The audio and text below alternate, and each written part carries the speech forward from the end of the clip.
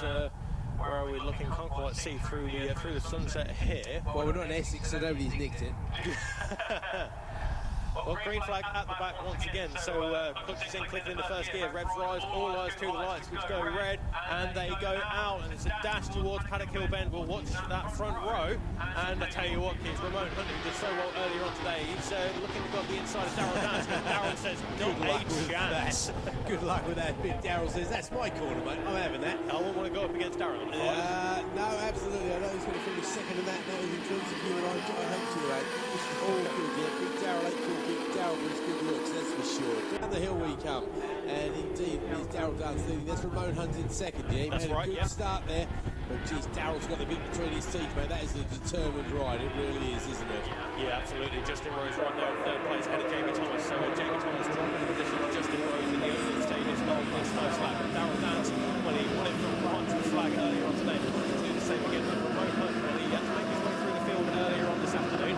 This time he's got clear track all the way, apart from Darryl Dance. So only one rider to overtake, but arguably the most important one, because that is for the lead and eventually the win. As Connor Swire makes his way through on one of the extreme riders there. That was Ben Doolan there. So Ben Doolan, number 87, leads the way in the extremes at the end of lap number 1, ahead of Tony Russo and Sean Wallace. They were separated by half a second.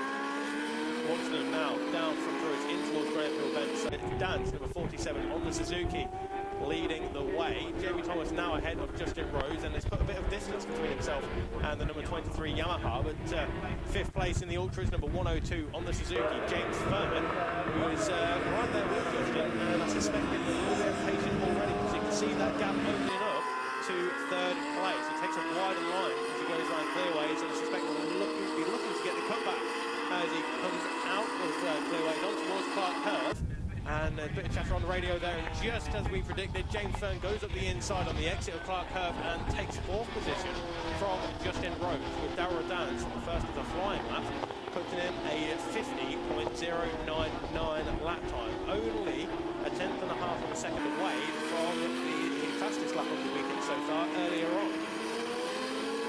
Ramon Hunt and 78 there of Jamie Thomas, as we mentioned, the former champion in the Ultras. There is James Fern, who's initially started racing with us 6 years ago now in the Rookie Thousands on a 5-lap finish third in that championship, and it's pretty much been third or fourth there or thereabouts ever since. So great to see James Fern, climb up into the top 3 positions by the end of the season. Yeah, no, he'd absolutely love to take home an end-of-season trophy, but that's why everybody's here. Of course, everybody wants those end-of-season trophies. Well, the good news, in one way, of course, is that the sun has actually dipped behind some of the low clouds in the far, far distance. So we're not getting the same problem with the on-track shadows and things like that. And the riders will be hugely relieved for that, especially apart from those who've got to have their welding goggles on, hoping they're going to grab some sort of an advantage, basically. Look at Darryl Dance, and he's smashing it, isn't he?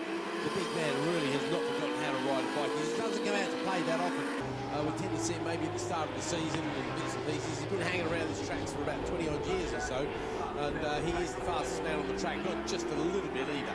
He has done a 49.796, the nearest to is a 50.81, and that's Thomas in third place there, so at least a second and a lap slower. And of course, Darryl's doing that every lap, and I think Jamie just did that on the 1 lap as he tries to close down the gap between himself and Ramon Hunt. Another 49 there, 49.791. Was that 2 in a row from 791? Did I say 971 last time? Either way, very fast, very consistent, 5-second gap between himself and his opposition. The Ultras are being led by Tony Russo once again, ahead of Sean Wallace and Ben Doolan.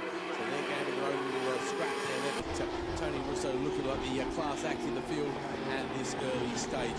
Seamus McGlynn a little bit further down when he expect Seamus to be, as they come charging round. And who else have we got there? It's Corkett in fourth of the extremes. Doolan is third of the extremes at this very early stage. Frozen person. Okay. Where are we? We're 4 laps into the race, waiting for Darryl to come across the line, but you don't have to wait very long. Look at the pace.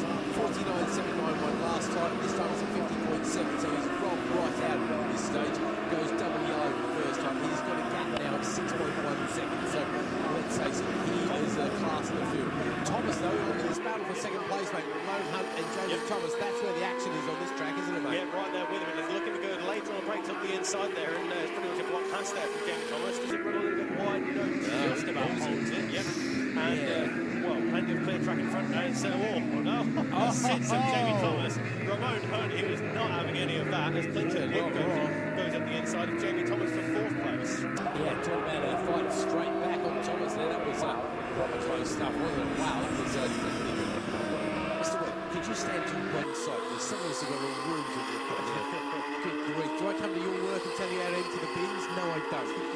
Right, where are we, Bradley? This is looking like an easy one for Mr. Duns at this stage. He's going to get the last lap flag.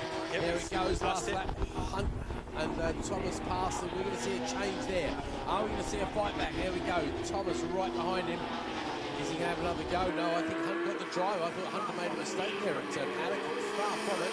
Looks like Jamie may be holding himself until a final overtaking opportunity that Ramon potentially can't come back from. But, well, we saw the determination from Ramon just a lap ago, didn't we? So Jamie Thomas I'll tell you what, Ramon is putting everything into this last lap. Wouldn't be surprised to all of a sudden see his lap time improve. He's 51.276 is his best. I'm almost surprised he's got yellow in sector 1 there because he is really going for it. Clinton Wood there back in 4th place goes past on James Fern and he goes green as well. As we wait. Yeah, because it's side-by-side action there. Jamie Thomas comes to the inside there, but I think Ramon's just about got the drive there in number 141. Exciting stuff here. Mr. Weatherall's impressed, and there's a man who's impressed us on the track.